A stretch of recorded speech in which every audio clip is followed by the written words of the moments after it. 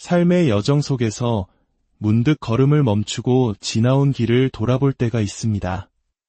어린 시절 꿈꾸었던 나의 모습과 거울 앞에 서 있는 지금의 내 모습 사이에서 아득한 거리감을 느끼며 마음 한구석이 텅 빈 듯한 공허함에 휩싸이는 순간 말입니다.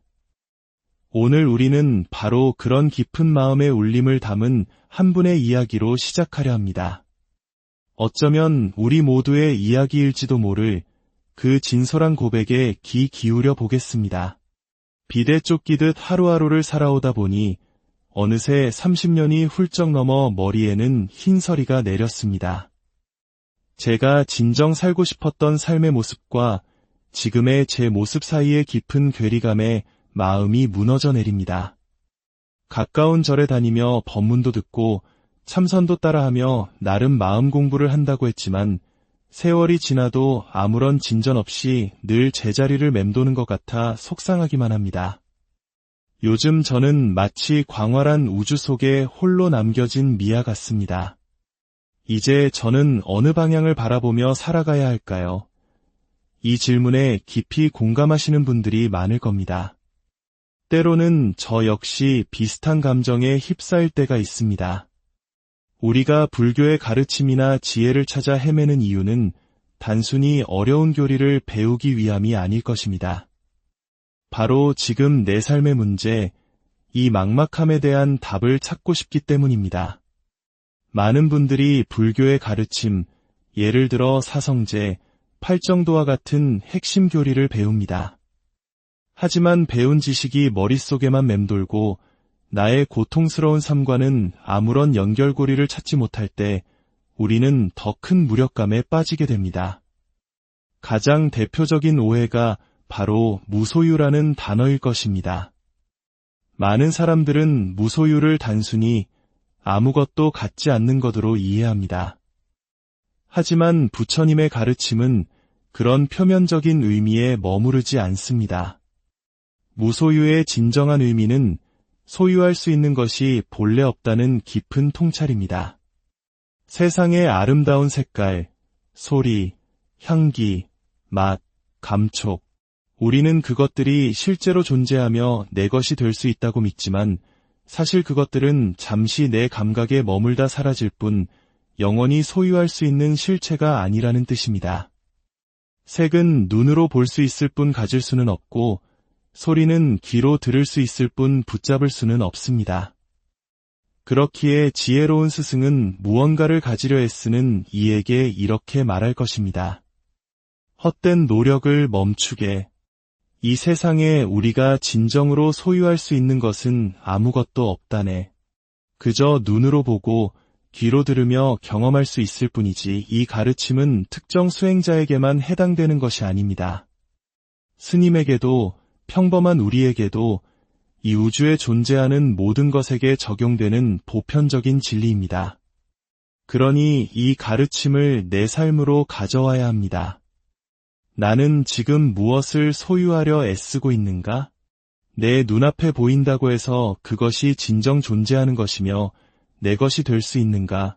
하고 스스로에게 질문을 던지는 것, 이것이 바로 삶 속의 수행입니다. 불교의 모든 가르침은 결국 나의 이야기이며 내 삶에 대한 이야기여야 합니다. 오늘 사연을 주신 분의 질문이야말로 가장 근본적이고 중요한 질문입니다. 우주 속 미아가 된 것 같습니다. 그 마음의 출발점은 아마 내가 원했던 삶에 대한 후회와 아쉬움일 것입니다. 그림을 그리고 싶었는데 집안이 어려워서 돈이 없어서 포기했지. 만약 그때 집안에서 전폭적으로 지원해 주었다면 정말로 위대한 화가가 되었을까요? 어쩌면 그럴 수도 아닐 수도 있습니다. 중요한 것은 과거의 선택이 아니라 지금 우리가 어디를 바라보고 있느냐입니다. 오래전 제가 어릴 적 자전거를 배우던 순간이 지금도 선명하게 기억납니다. 저에게 자전거 타는 법을 가르쳐 주신 분은 저의 큰 스님이셨습니다. 텅 빈 운동장에서 스님은 두 발 자전거를 세우고 제게 타보라고 하셨습니다. 처음에는 넘어질까 두려워하는 저를 위해 뒤에서 안장을 단단히 붙잡아 주셨지요. 그리고는 이렇게 말씀하셨습니다. 멀리 보아라. 넘어질 것이 두려워 코앞의 땅을 보면 반드시 넘어진다. 내가 가고자 하는 저 먼 곳, 그 방향을 똑바로 보아라. 왼쪽으로 가고 싶으면 핸들을 꺾지 말고 그저 고개를 돌려 왼쪽을 바라보아라. 오른쪽으로 가고 싶으면 오른쪽을 보면 된다. 자전거는 저절로 너의 시선을 따라 움직일 것이다. 스님은 제가 페달을 밟는 동안 계속 뒤에서 내가 잡고 있으니 걱정 마라. 괜찮다. 저 멀리 봐라. 하고 외치셨습니다. 그 목소리의 의지에 저는 힘껏 페달을 밟았습니다. 그런데 어느 순간 뒤에서 나를 붙잡아 주던 단단한 손길이 사라졌다는 것을 깨달았습니다. 그 순간 저는 어떻게 됐을까요? 맞습니다. 바로 균형을 잃고 넘어져 버렸습니다. 우리의 삶도 이와 같지 않을까요? 우리는 누군가 혹은 무언가가 내 삶을 안전하게 붙잡아 주기를 바랍니다. 하지만 진정으로 우리를 나아가게 하는 것은 뒤에서 잡아주는 손길이 아니라 우리가 바라보는 방향 그 자체입니다.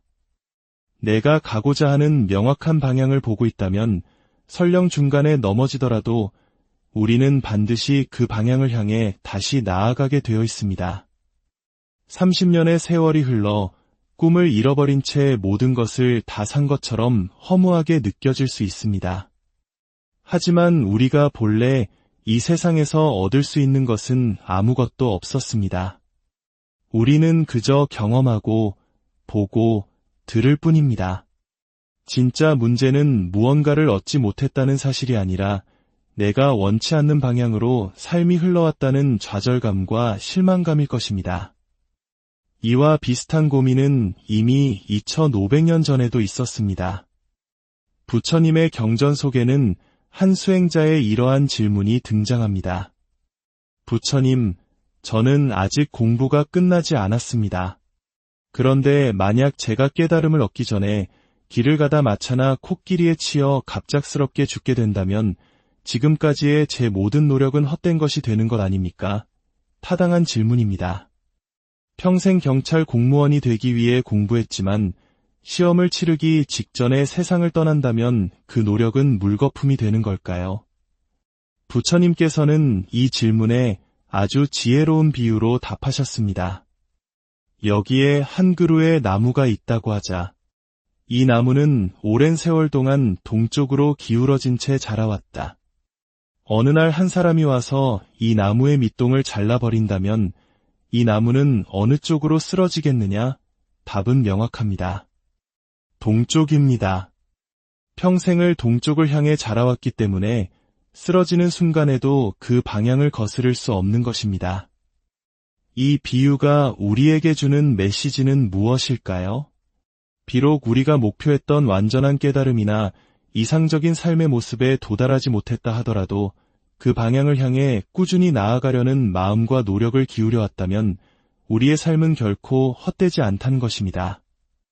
삶의 종착역이 어디든 우리의 영혼은 우리가 향하던 그 방향으로 계속해서 나아갈 것입니다.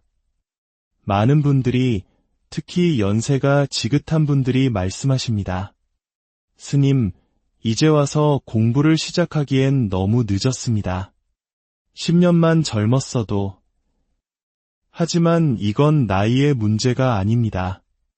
시간을 되돌려 젊어진다 해도 세상을 바라보는 관점, 즉 견해가 바뀌지 않는다면 우리는 과거와 똑같은 삶을 반복할 뿐입니다. 중요한 것은 시간이 아니라 견해의 전환입니다. 그러니 지금 이 순간 나의 삶이 어느 방향을 향하고 있는지 조용히 돌아볼 필요가 있습니다. 우리는 너무나 자주 인생이라는 자전거를 타면서 저 멀리 가야 할 곳을 보지 않고 코앞의 작은 돌부리들을 피하는 데에만 급급합니다. 그렇게 허둥지둥 살다 보면 어느새 방향을 잃고 내가 지금껏 무엇을 위해 살아왔나 하는 깊은 회한에 빠지게 됩니다. 이야기가 여러분의 마음에 작은 울림을 준다면 이 지혜를 주변과 함께 나누는 것은 어떨까요? 여러분의 공유와 구독은 저희가 이처럼 깊이 있는 탐구를 계속해 나갈 수 있는 큰 힘이 됩니다. 여러분의 삶에 선한 영향력이 퍼져나가길 기원합니다. 이제 부처님께서 말씀하신 동쪽으로 자라는 나무의 비유를 한 걸음 더 깊이 들어가 보겠습니다. 불교 경전의 비유는 단순한 이야기가 아니라 우리 정신세계의 구조를 설명하는 깊은 상징으로 가득 차 있습니다. 고대 인도의 세계관에서 동서남북 네 방향은 각각 특별한 의미를 지닙니다. 특히 동쪽은 기억과 시간의 흐름을 상징합니다. 과거로부터 현재에 이르는 세월의 축적을 의미하죠. 부처님께서 왕자 시절성의 동문을 나섰을 때 노인을 보신 것도 이와 관련이 깊습니다. 노인은 바로 시간과 세월의 결과물이기 때문입니다.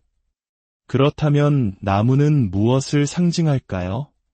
불교에서 나무는 종종 깨달음 또는 지혜의 성장을 의미합니다. 부처님께서 보리수나무 아래에서 깨달음을 얻으신 것처럼 말입니다. 자, 이제 이 상징들을 합쳐볼까요?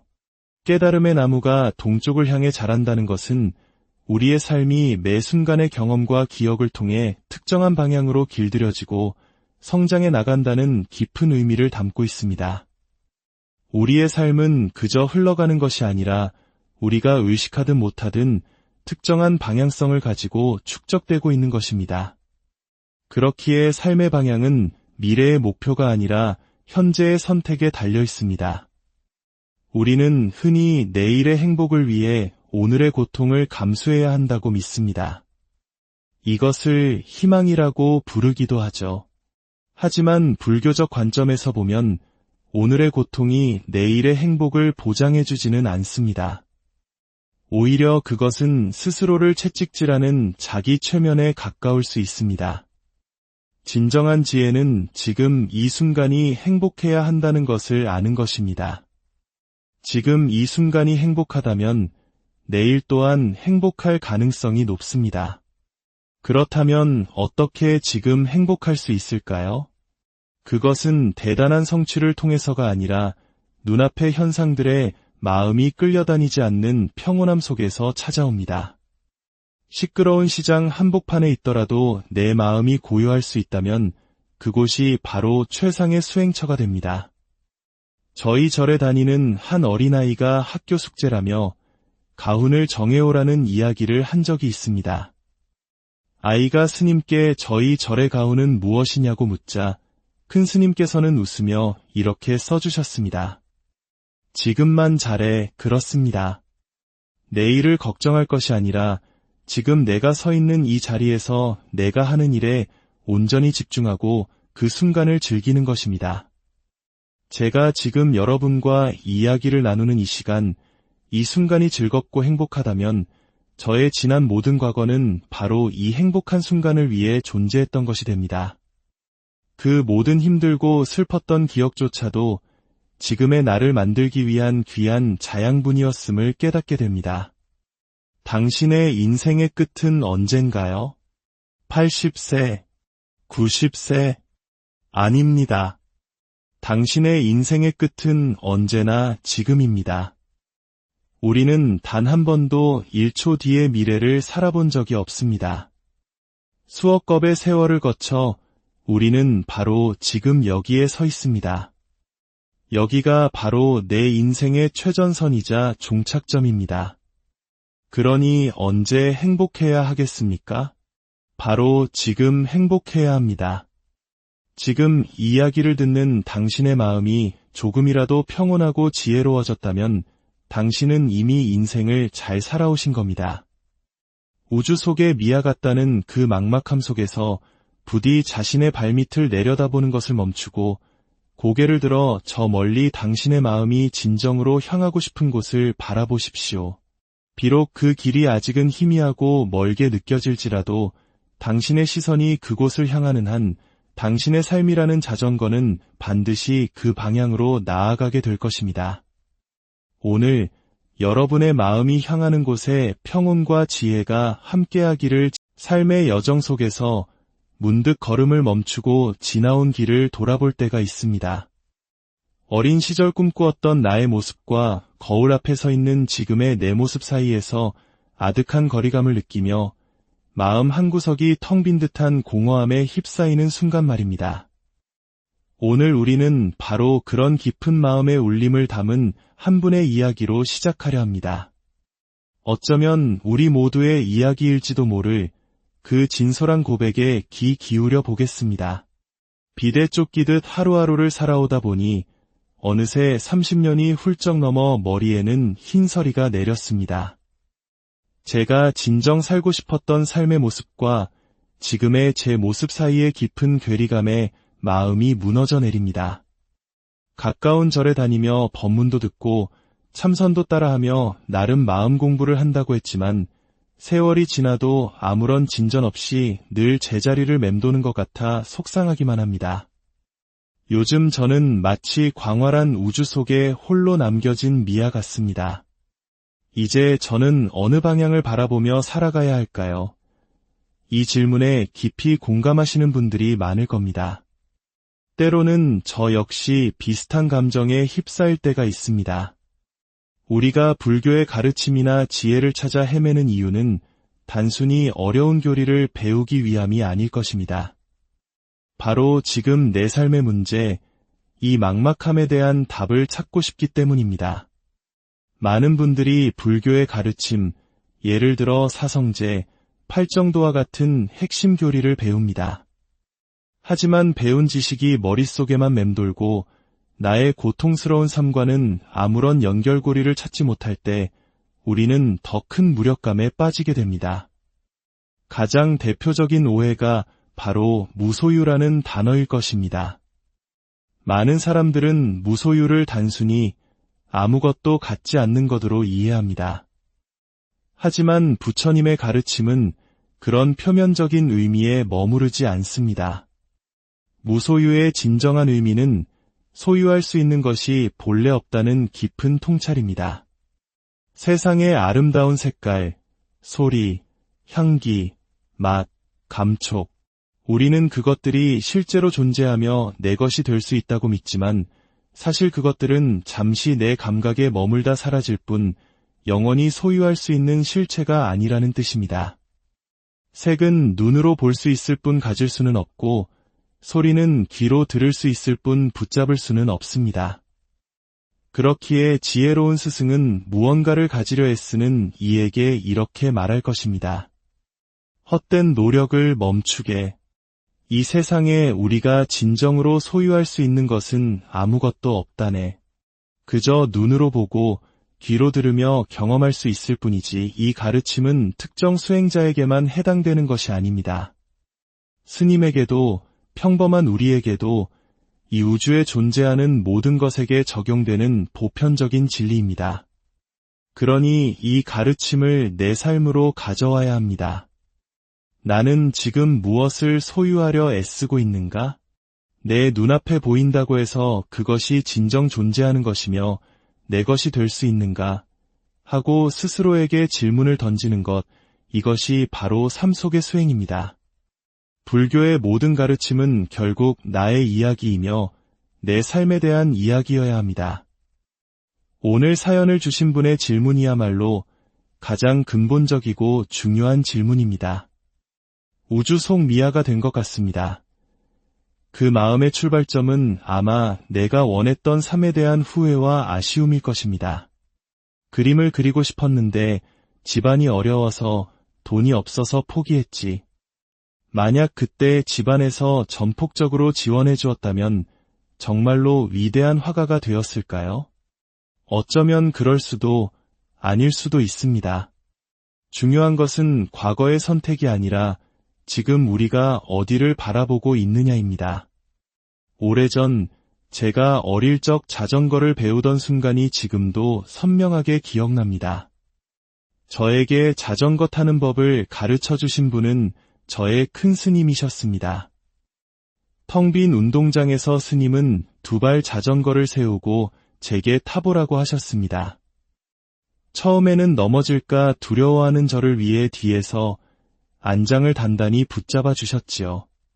그리고는 이렇게 말씀하셨습니다. 멀리 보아라. 넘어질 것이 두려워 코앞의 땅을 보면 반드시 넘어진다. 내가 가고자 하는 저 먼 곳, 그 방향을 똑바로 보아라. 왼쪽으로 가고 싶으면 핸들을 꺾지 말고 그저 고개를 돌려 왼쪽을 바라보아라. 오른쪽으로 가고 싶으면 오른쪽을 보면 된다.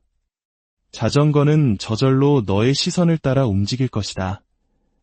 스님은 제가 페달을 밟는 동안 계속 뒤에서 내가 잡고 있으니 걱정 마라. 괜찮다. 저 멀리 봐라. 하고 외치셨습니다. 그 목소리에 의지해 저는 힘껏 페달을 밟았습니다. 그런데 어느 순간 뒤에서 나를 붙잡아 주던 단단한 손길이 사라졌다는 것을 깨달았습니다. 그 순간 저는 어떻게 됐을까요? 맞습니다. 바로 균형을 잃고 넘어져 버렸습니다. 우리의 삶도 이와 같지 않을까요? 우리는 누군가 혹은 무언가가 내 삶을 안전하게 붙잡아 주기를 바랍니다. 하지만 진정으로 우리를 나아가게 하는 것은 뒤에서 잡아주는 손길이 아니라 우리가 바라보는 방향 그 자체입니다. 내가 가고자 하는 명확한 방향을 보고 있다면 설령 중간에 넘어지더라도 우리는 반드시 그 방향을 향해 다시 나아가게 되어 있습니다. 30년의 세월이 흘러 꿈을 잃어버린 채 모든 것을 다 산 것처럼 허무하게 느껴질 수 있습니다. 하지만 우리가 본래 이 세상에서 얻을 수 있는 것은 아무것도 없었습니다. 우리는 그저 경험하고 보고 들을 뿐입니다. 진짜 문제는 무언가를 얻지 못했다는 사실이 아니라 내가 원치 않는 방향으로 삶이 흘러왔다는 좌절감과 실망감일 것입니다. 이와 비슷한 고민은 이미 2500년 전에도 있었습니다. 부처님의 경전 속에는 한 수행자의 이러한 질문이 등장합니다. 부처님, 저는 아직 공부가 끝나지 않았습니다. 그런데 만약 제가 깨달음을 얻기 전에 길을 가다 마차나 코끼리에 치여 갑작스럽게 죽게 된다면 지금까지의 제 모든 노력은 헛된 것이 되는 것 아닙니까? 타당한 질문입니다. 평생 경찰 공무원이 되기 위해 공부했지만 시험을 치르기 직전에 세상을 떠난다면 그 노력은 물거품이 되는 걸까요? 부처님께서는 이 질문에 아주 지혜로운 비유로 답하셨습니다.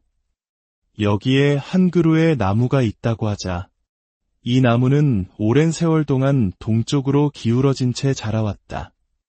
어느 날 한 사람이 와서 이 나무의 밑동을 잘라버린다면 이 나무는 어느 쪽으로 쓰러지겠느냐? 답은 명확합니다. 동쪽입니다. 평생을 동쪽을 향해 자라왔기 때문에 쓰러지는 순간에도 그 방향을 거스를 수 없는 것입니다. 이 비유가 우리에게 주는 메시지는 무엇일까요?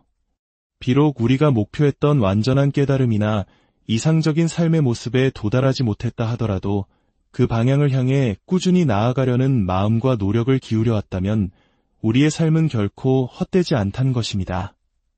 삶의 종착역이 어디든 우리의 영혼은 우리가 향하던 그 방향으로 계속해서 나아갈 것입니다. 많은 분들이, 특히 연세가 지긋한 분들이 말씀하십니다. 스님, 이제 와서 공부를 시작하기엔 너무 늦었습니다. 10년만 젊었어도. 하지만 이건 나이의 문제가 아닙니다. 시간을 되돌려 젊어진다 해도 세상을 바라보는 관점, 즉 견해가 바뀌지 않는다면 우리는 과거와 똑같은 삶을 반복할 뿐입니다. 중요한 것은 시간이 아니라 견해의 전환입니다. 그러니 지금 이 순간 나의 삶이 어느 방향을 향하고 있는지 조용히 돌아볼 필요가 있습니다. 우리는 너무나 자주 인생이라는 자전거를 타면서 저 멀리 가야 할 곳을 보지 않고 코앞의 작은 돌부리들을 피하는 데에만 급급합니다. 그렇게 허둥지둥 살다 보면 어느새 방향을 잃고 내가 지금껏 무엇을 위해 살아왔나 하는 깊은 회한에 빠지게 됩니다. 이야기가 여러분의 마음에 작은 울림을 준다면 이 지혜를 주변과 함께 나누는 것은 어떨까요? 여러분의 공유와 구독은 저희가 이처럼 깊이 있는 탐구를 계속해 나갈 수 있는 큰 힘이 됩니다. 여러분의 삶에 선한 영향력이 퍼져나가길 기원합니다. 이제 부처님께서 말씀하신 동쪽으로 자라는 나무의 비유를 한 걸음 더 깊이 들어가 보겠습니다. 불교 경전의 비유는 단순한 이야기가 아니라 우리 정신세계의 구조를 설명하는 깊은 상징으로 가득 차 있습니다. 고대 인도의 세계관에서 동서남북 네 방향은 각각 특별한 의미를 지닙니다. 특히 동쪽은 기억과 시간의 흐름을 상징합니다. 과거로부터 현재에 이르는 세월의 축적을 의미하죠. 부처님께서 왕자 시절성의 동문을 나섰을 때 노인을 보신 것도 이와 관련이 깊습니다. 노인은 바로 시간과 세월의 결과물이기 때문입니다. 그렇다면 나무는 무엇을 상징할까요? 불교에서 나무는 종종 깨달음 또는 지혜의 성장을 의미합니다. 부처님께서 보리수나무 아래에서 깨달음을 얻으신 것처럼 말입니다. 자, 이제 이 상징들을 합쳐볼까요? 깨달음의 나무가 동쪽을 향해 자란다는 것은 우리의 삶이 매 순간의 경험과 기억을 통해 특정한 방향으로 길들여지고 성장해 나간다는 깊은 의미를 담고 있습니다. 우리의 삶은 그저 흘러가는 것이 아니라 우리가 의식하든 못하든 특정한 방향성을 가지고 축적되고 있는 것입니다. 그렇기에 삶의 방향은 미래의 목표가 아니라 현재의 선택에 달려 있습니다. 우리는 흔히 내일의 행복을 위해 오늘의 고통을 감수해야 한다고 믿습니다. 이것을 희망이라고 부르기도 하죠. 하지만 불교적 관점에서 보면 오늘의 고통이 내일의 행복을 보장해주지는 않습니다. 오히려 그것은 스스로를 채찍질하는 자기 최면에 가까울 수 있습니다. 진정한 지혜는 지금 이 순간이 행복해야 한다는 것을 아는 것입니다. 지금 이 순간이 행복하다면 내일 또한 행복할 가능성이 높습니다. 그렇다면 어떻게 지금 행복할 수 있을까요? 그것은 대단한 성취를 통해서가 아니라 눈앞의 현상들에 마음이 끌려다니지 않는 평온함 속에서 찾아옵니다. 시끄러운 시장 한복판에 있더라도 내 마음이 고요할 수 있다면 그곳이 바로 최상의 수행처가 됩니다.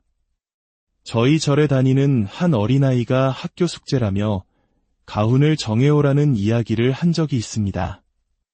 아이가 스님께 저희 절의 가훈은 무엇이냐고 묻자 큰 스님께서는 웃으며 이렇게 써주셨습니다. 지금만 잘해. 그렇습니다. 내일을 걱정할 것이 아니라 지금 내가 서 있는 이 자리에서 내가 하는 일에 온전히 집중하고 그 순간을 즐기는 것입니다. 제가 지금 여러분과 이야기를 나누는 이 시간, 이 순간이 즐겁고 행복하다면 저의 지난 모든 과거는 바로 이 행복한 순간을 위해 존재했던 것이 됩니다. 그 모든 힘들고 슬펐던 기억조차도 지금의 나를 만들기 위한 귀한 자양분이었음을 깨닫게 됩니다. 당신의 인생의 끝은 언젠가요? 80세, 90세? 아닙니다. 당신의 인생의 끝은 언제나 지금입니다. 우리는 단 한 번도 1초 뒤의 미래를 살아본 적이 없습니다. 수억 겁의 세월을 거쳐 우리는 바로 지금 여기에 서 있습니다. 여기가 바로 내 인생의 최전선이자 종착점입니다. 그러니 언제 행복해야 하겠습니까? 바로 지금 행복해야 합니다. 지금 이 이야기를 듣는 당신의 마음이 조금이라도 평온하고 지혜로워졌다면 당신은 이미 인생을 잘 살아오신 겁니다. 우주 속의 미아 같다는 그 막막함 속에서 부디 자신의 발밑을 내려다보는 것을 멈추고 고개를 들어 저 멀리 당신의 마음이 진정으로 향하고 싶은 곳을 바라보십시오. 비록 그 길이 아직은 희미하고 멀게 느껴질지라도 당신의 시선이 그곳을 향하는 한 당신의 삶이라는 자전거는 반드시 그 방향으로 나아가게 될 것입니다. 오늘 여러분의 마음이 향하는 곳에 평온과 지혜가 함께하기를. 삶의 여정 속에서 문득 걸음을 멈추고 지나온 길을 돌아볼 때가 있습니다. 어린 시절 꿈꾸었던 나의 모습과 거울 앞에 서 있는 지금의 내 모습 사이에서 아득한 거리감을 느끼며 마음 한구석이 텅 빈 듯한 공허함에 휩싸이는 순간 말입니다. 오늘 우리는 바로 그런 깊은 마음의 울림을 담은 한 분의 이야기로 시작하려 합니다. 어쩌면 우리 모두의 이야기일지도 모를 그 진솔한 고백에 귀 기울여 보겠습니다. 비대 쫓기듯 하루하루를 살아오다 보니 어느새 30년이 훌쩍 넘어 머리에는 흰서리가 내렸습니다. 제가 진정 살고 싶었던 삶의 모습과 지금의 제 모습 사이의 깊은 괴리감에 마음이 무너져 내립니다.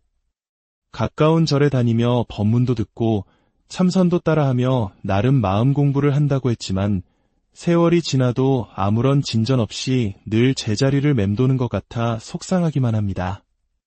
요즘 저는 마치 광활한 우주 속에 홀로 남겨진 미아 같습니다. 이제 저는 어느 방향을 바라보며 살아가야 할까요? 이 질문에 깊이 공감하시는 분들이 많을 겁니다. 때로는 저 역시 비슷한 감정에 휩싸일 때가 있습니다. 우리가 불교의 가르침이나 지혜를 찾아 헤매는 이유는 단순히 어려운 교리를 배우기 위함이 아닐 것입니다. 바로 지금 내 삶의 문제, 이 막막함에 대한 답을 찾고 싶기 때문입니다. 많은 분들이 불교의 가르침, 예를 들어 사성제, 팔정도와 같은 핵심 교리를 배웁니다. 하지만 배운 지식이 머릿속에만 맴돌고 나의 고통스러운 삶과는 아무런 연결고리를 찾지 못할 때 우리는 더 큰 무력감에 빠지게 됩니다. 가장 대표적인 오해가 바로 무소유라는 단어일 것입니다. 많은 사람들은 무소유를 단순히 아무것도 갖지 않는 것으로 이해합니다. 하지만 부처님의 가르침은 그런 표면적인 의미에 머무르지 않습니다. 무소유의 진정한 의미는 소유할 수 있는 것이 본래 없다는 깊은 통찰입니다. 세상의 아름다운 색깔, 소리, 향기, 맛, 감촉, 우리는 그것들이 실제로 존재하며 내 것이 될 수 있다고 믿지만 사실 그것들은 잠시 내 감각에 머물다 사라질 뿐 영원히 소유할 수 있는 실체가 아니라는 뜻입니다. 색은 눈으로 볼 수 있을 뿐 가질 수는 없고 소리는 귀로 들을 수 있을 뿐 붙잡을 수는 없습니다. 그렇기에 지혜로운 스승은 무언가를 가지려 애쓰는 이에게 이렇게 말할 것입니다. 헛된 노력을 멈추게. 이 세상에 우리가 진정으로 소유할 수 있는 것은 아무것도 없다네. 그저 눈으로 보고 귀로 들으며 경험할 수 있을 뿐이지 이 가르침은 특정 수행자에게만 해당되는 것이 아닙니다. 스님에게도 평범한 우리에게도 이 우주에 존재하는 모든 것에게 적용되는 보편적인 진리입니다. 그러니 이 가르침을 내 삶으로 가져와야 합니다. 나는 지금 무엇을 소유하려 애쓰고 있는가? 내 눈앞에 보인다고 해서 그것이 진정 존재하는 것이며 내 것이 될 수 있는가? 하고 스스로에게 질문을 던지는 것, 이것이 바로 삶 속의 수행입니다. 불교의 모든 가르침은 결국 나의 이야기이며 내 삶에 대한 이야기여야 합니다. 오늘 사연을 주신 분의 질문이야말로 가장 근본적이고 중요한 질문입니다. 우주 속 미아가 된 것 같습니다. 그 마음의 출발점은 아마 내가 원했던 삶에 대한 후회와 아쉬움일 것입니다. 그림을 그리고 싶었는데 집안이 어려워서 돈이 없어서 포기했지. 만약 그때 집안에서 전폭적으로 지원해 주었다면 정말로 위대한 화가가 되었을까요? 어쩌면 그럴 수도 아닐 수도 있습니다. 중요한 것은 과거의 선택이 아니라 지금 우리가 어디를 바라보고 있느냐입니다. 오래전 제가 어릴 적 자전거를 배우던 순간이 지금도 선명하게 기억납니다. 저에게 자전거 타는 법을 가르쳐 주신 분은 저의 큰 스님이셨습니다. 텅 빈 운동장에서 스님은 두 발 자전거를 세우고 제게 타보라고 하셨습니다. 처음에는 넘어질까 두려워하는 저를 위해 뒤에서 안장을 단단히 붙잡아 주셨지요. 그리고는 이렇게 말씀하셨습니다. 멀리 보아라. 넘어질 것이 두려워 코앞의 땅을 보면 반드시 넘어진다. 내가 가고자 하는 저 먼 곳, 그 방향을 똑바로 보아라. 왼쪽으로 가고 싶으면 핸들을 꺾지 말고 그저 고개를 돌려 왼쪽을 바라보아라. 오른쪽으로 가고 싶으면 오른쪽을 보면 된다. 자전거는 저절로 너의 시선을 따라 움직일 것이다. 스님은 제가 페달을 밟는 동안 계속 뒤에서 내가 잡고 있으니 걱정 마라. 괜찮다. 저 멀리 봐라. 하고 외치셨습니다. 그 목소리의 의지에 저는 힘껏 페달을 밟았습니다. 그런데 어느 순간 뒤에서 나를 붙잡아 주던 단단한 손길이 사라졌다는 것을 깨달았습니다. 그 순간 저는 어떻게 됐을까요? 맞습니다. 바로 균형을 잃고 넘어져 버렸습니다. 우리의 삶도 이와 같지 않을까요? 우리는 누군가 혹은 무언가가 내 삶을 안전하게 붙잡아 주기를 바랍니다. 하지만 진정으로 우리를 나아가게 하는 것은 뒤에서 잡아주는 손길이 아니라 우리가 바라보는 방향 그 자체입니다. 내가 가고자 하는 명확한 방향을 보고 있다면 설령 중간에 넘어지더라도 우리는 반드시 그 방향을 향해 다시 나아가게 되어 있습니다.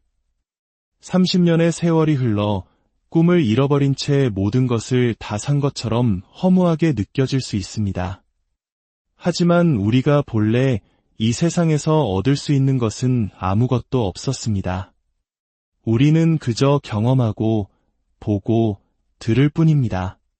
진짜 문제는 무언가를 얻지 못했다는 사실이 아니라 내가 원치 않는 방향으로 삶이 흘러왔다는 좌절감과 실망감일 것입니다. 이와 비슷한 고민은 이미 2500년 전에도 있었습니다. 부처님의 경전 속에는 한 수행자의 이러한 질문이 등장합니다. 부처님, 저는 아직 공부가 끝나지 않았습니다. 그런데 만약 제가 깨달음을 얻기 전에 길을 가다 마차나 코끼리에 치여 갑작스럽게 죽게 된다면 지금까지의 제 모든 노력은 헛된 것이 되는 것 아닙니까? 타당한 질문입니다. 평생 경찰 공무원이 되기 위해 공부했지만 시험을 치르기 직전에 세상을 떠난다면 그 노력은 물거품이 되는 걸까요? 부처님께서는 이 질문에 아주 지혜로운 비유로 답하셨습니다. 여기에 한 그루의 나무가 있다고 하자. 이 나무는 오랜 세월 동안 동쪽으로 기울어진 채 자라왔다. 어느 날 한 사람이 와서 이 나무의 밑동을 잘라버린다면 이 나무는 어느 쪽으로 쓰러지겠느냐? 답은 명확합니다. 동쪽입니다. 평생을 동쪽을 향해 자라왔기 때문에 쓰러지는 순간에도 그 방향을 거스를 수 없는 것입니다.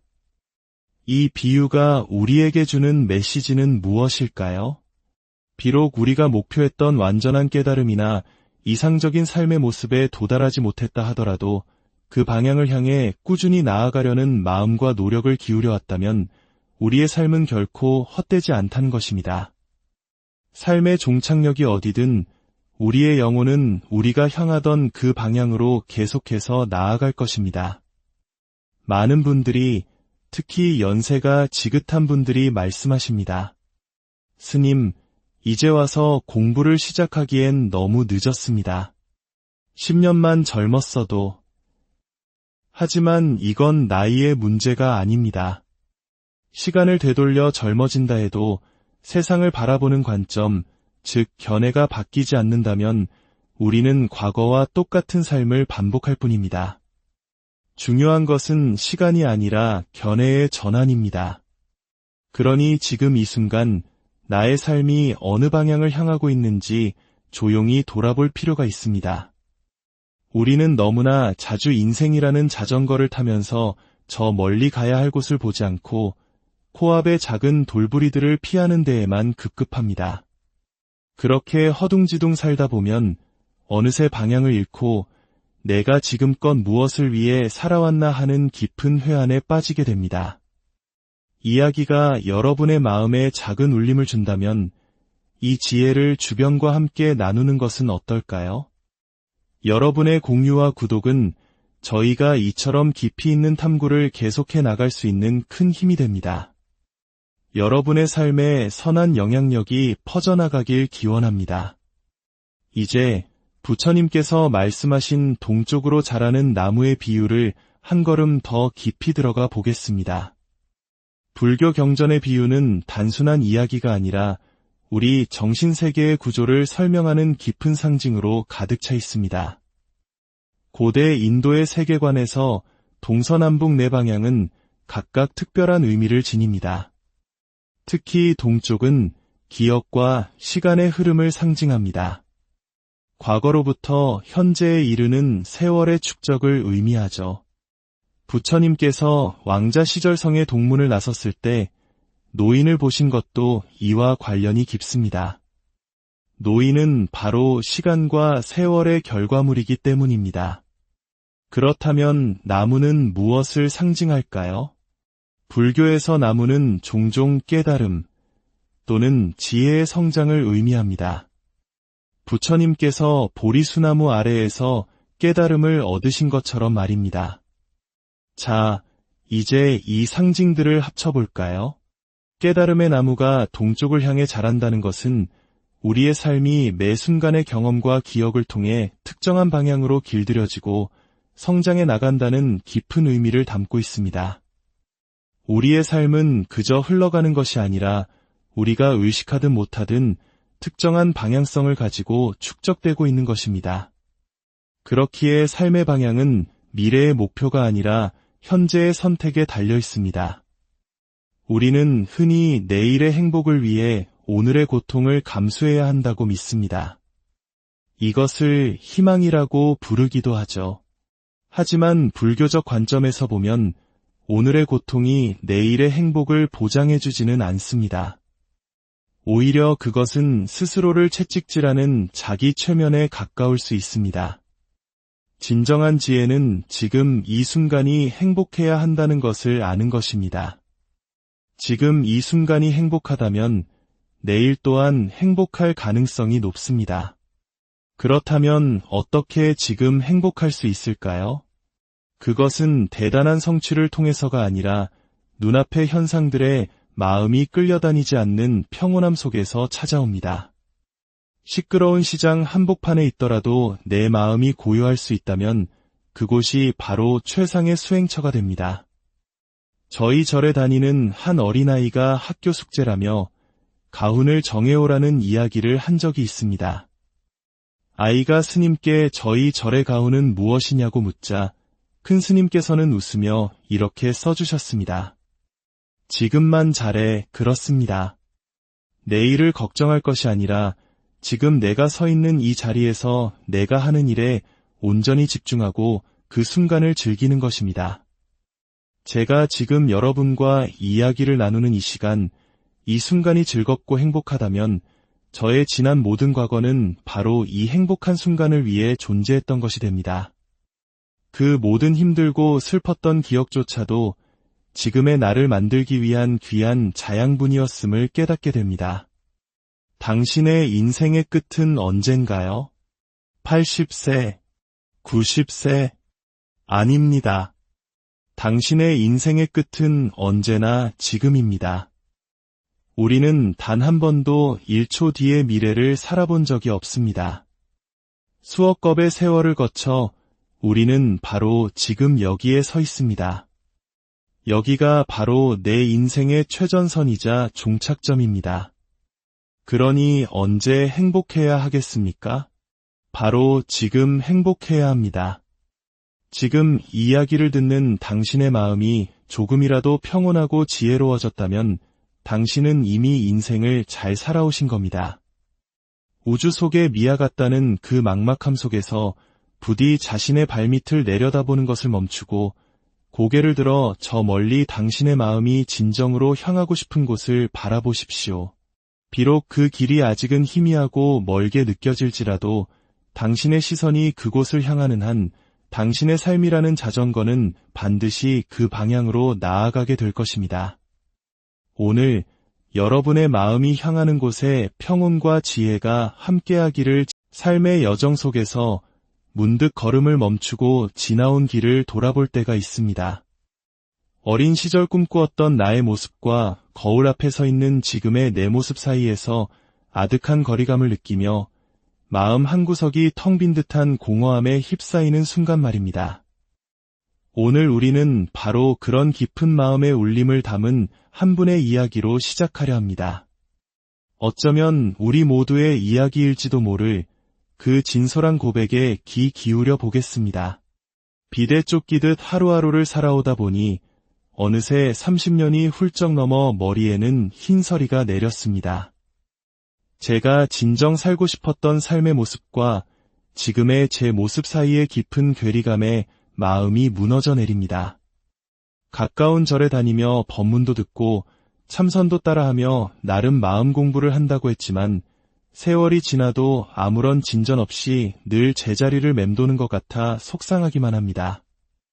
요즘 저는 마치 광활한 우주 속에 홀로 남겨진 미아 같습니다. 이제 저는 어느 방향을 바라보며 살아가야 할까요?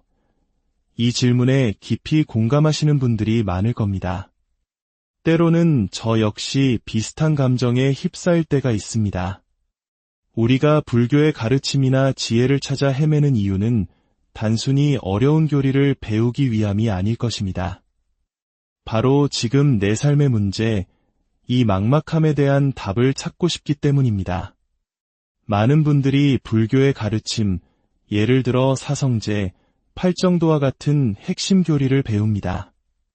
하지만 배운 지식이 머릿속에만 맴돌고 나의 고통스러운 삶과는 아무런 연결고리를 찾지 못할 때 우리는 더 큰 무력감에 빠지게 됩니다. 가장 대표적인 오해가 바로 무소유라는 단어일 것입니다. 많은 사람들은 무소유를 단순히 아무것도 갖지 않는 것으로 이해합니다. 하지만 부처님의 가르침은 그런 표면적인 의미에 머무르지 않습니다. 무소유의 진정한 의미는 소유할 수 있는 것이 본래 없다는 깊은 통찰입니다. 세상의 아름다운 색깔, 소리, 향기, 맛, 감촉, 우리는 그것들이 실제로 존재하며 내 것이 될 수 있다고 믿지만 사실 그것들은 잠시 내 감각에 머물다 사라질 뿐 영원히 소유할 수 있는 실체가 아니라는 뜻입니다. 색은 눈으로 볼 수 있을 뿐 가질 수는 없고 소리는 귀로 들을 수 있을 뿐 붙잡을 수는 없습니다. 그렇기에 지혜로운 스승은 무언가를 가지려 애쓰는 이에게 이렇게 말할 것입니다. 헛된 노력을 멈추게. 이 세상에 우리가 진정으로 소유할 수 있는 것은 아무것도 없다네. 그저 눈으로 보고 귀로 들으며 경험할 수 있을 뿐이지 이 가르침은 특정 수행자에게만 해당되는 것이 아닙니다.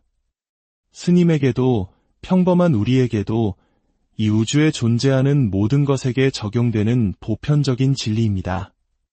그러니 이 가르침을 내 삶으로 가져와야 합니다. 나는 지금 무엇을 소유하려 애쓰고 있는가? 내 눈앞에 보인다고 해서 그것이 진정 존재하는 것이며 내 것이 될 수 있는가? 하고 스스로에게 질문을 던지는 것, 이것이 바로 삶 속의 수행입니다. 불교의 모든 가르침은 결국 나의 이야기이며 내 삶에 대한 이야기여야 합니다.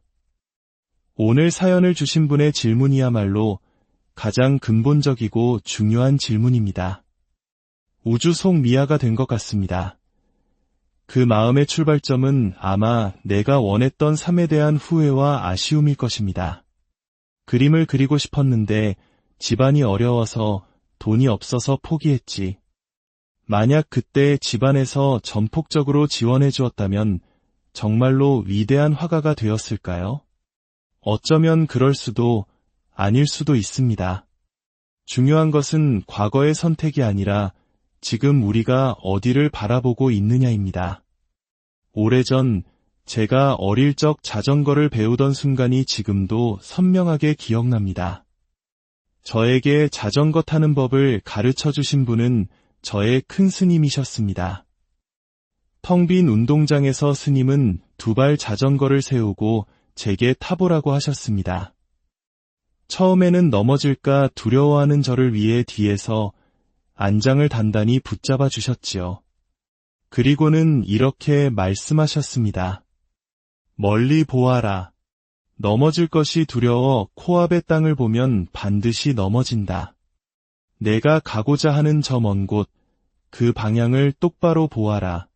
왼쪽으로 가고 싶으면 핸들을 꺾지 말고 그저 고개를 돌려 왼쪽을 바라보아라. 오른쪽으로 가고 싶으면 오른쪽을 보면 된다. 자전거는 저절로 너의 시선을 따라 움직일 것이다. 스님은 제가 페달을 밟는 동안 계속 뒤에서 내가 잡고 있으니 걱정 마라. 괜찮다. 저 멀리 봐라. 하고 외치셨습니다.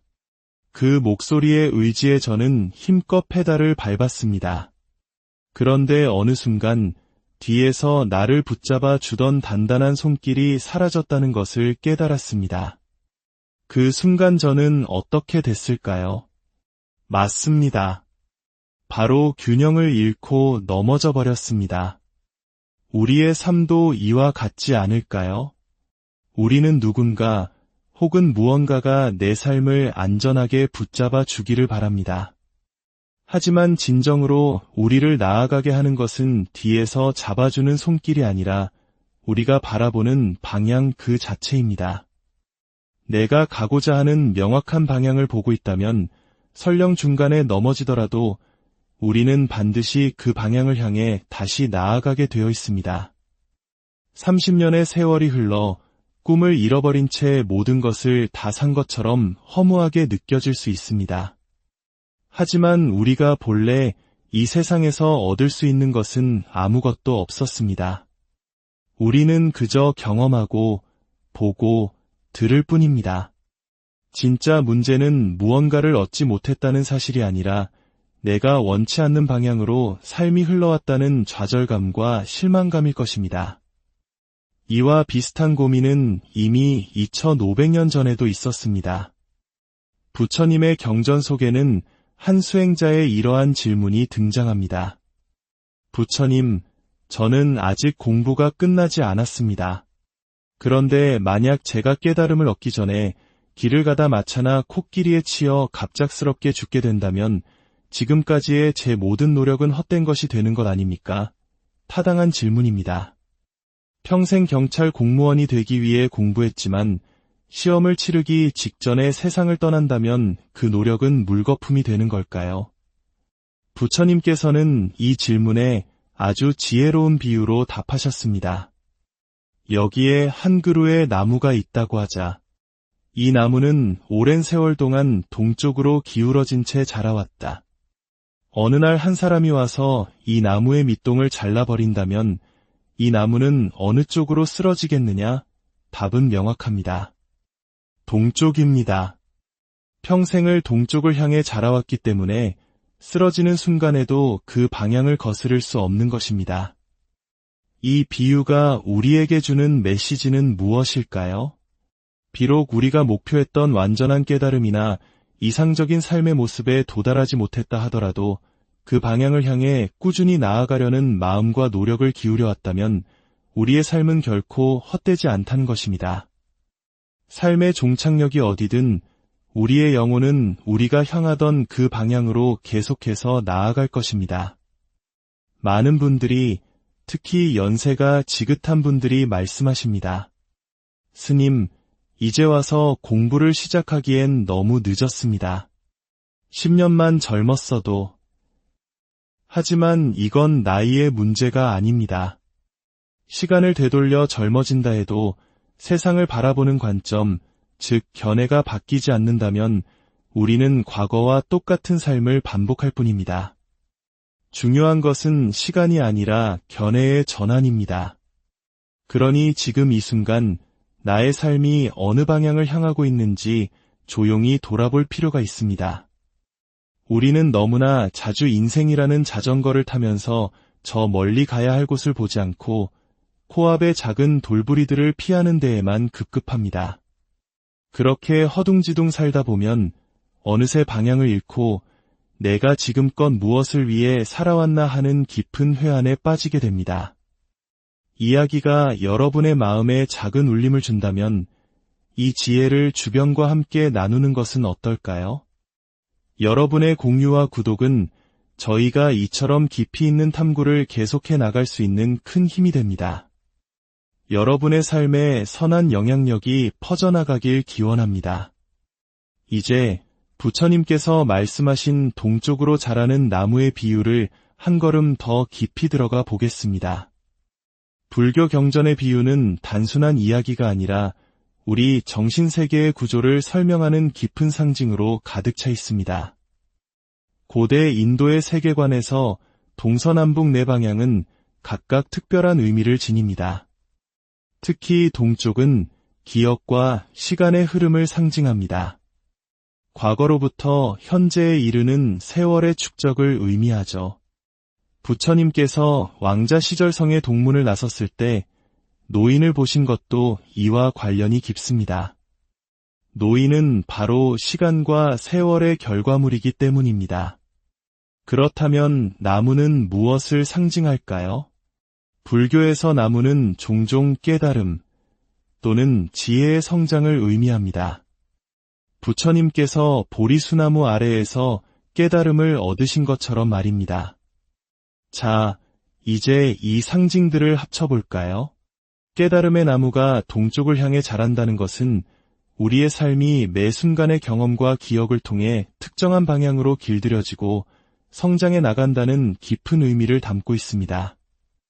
우리의 삶은 그저 흘러가는 것이 아니라 우리가 의식하든 못하든 특정한 방향성을 가지고 축적되고 있는 것입니다. 그렇기에 삶의 방향은 미래의 목표가 아니라 현재의 선택에 달려 있습니다.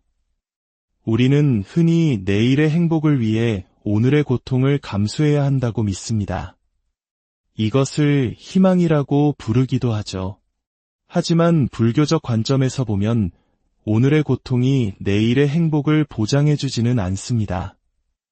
오히려 그것은 스스로를 채찍질하는 자기 최면에 가까울 수 있습니다. 진정한 지혜는 지금 이 순간이 행복해야 한다는 것을 아는 것입니다. 지금 이 순간이 행복하다면 내일 또한 행복할 가능성이 높습니다. 그렇다면 어떻게 지금 행복할 수 있을까요? 그것은 대단한 성취를 통해서가 아니라 눈앞의 현상들에 마음이 끌려다니지 않는 평온함 속에서 찾아옵니다. 시끄러운 시장 한복판에 있더라도 내 마음이 고요할 수 있다면 그곳이 바로 최상의 수행처가 됩니다. 저희 절에 다니는 한 어린아이가 학교 숙제라며 가훈을 정해오라는 이야기를 한 적이 있습니다. 아이가 스님께 저희 절의 가훈은 무엇이냐고 묻자 큰 스님께서는 웃으며 이렇게 써주셨습니다. 지금만 잘해, 그렇습니다. 내일을 걱정할 것이 아니라 지금 내가 서 있는 이 자리에서 내가 하는 일에 온전히 집중하고 그 순간을 즐기는 것입니다. 제가 지금 여러분과 이야기를 나누는 이 시간, 이 순간이 즐겁고 행복하다면 저의 지난 모든 과거는 바로 이 행복한 순간을 위해 존재했던 것이 됩니다. 그 모든 힘들고 슬펐던 기억조차도 지금의 나를 만들기 위한 귀한 자양분이었음을 깨닫게 됩니다. 당신의 인생의 끝은 언젠가요? 80세, 90세? 아닙니다. 당신의 인생의 끝은 언제나 지금입니다. 우리는 단 한 번도 1초 뒤의 미래를 살아본 적이 없습니다. 수억 겁의 세월을 거쳐 우리는 바로 지금 여기에 서 있습니다. 여기가 바로 내 인생의 최전선이자 종착점입니다. 그러니 언제 행복해야 하겠습니까? 바로 지금 행복해야 합니다. 지금 이야기를 듣는 당신의 마음이 조금이라도 평온하고 지혜로워졌다면 당신은 이미 인생을 잘 살아오신 겁니다. 우주 속의 미아 같다는 그 막막함 속에서 부디 자신의 발밑을 내려다보는 것을 멈추고 고개를 들어 저 멀리 당신의 마음이 진정으로 향하고 싶은 곳을 바라보십시오. 비록 그 길이 아직은 희미하고 멀게 느껴질지라도 당신의 시선이 그곳을 향하는 한 당신의 삶이라는 자전거는 반드시 그 방향으로 나아가게 될 것입니다. 오늘 여러분의 마음이 향하는 곳에 평온과 지혜가 함께하기를 삶의 여정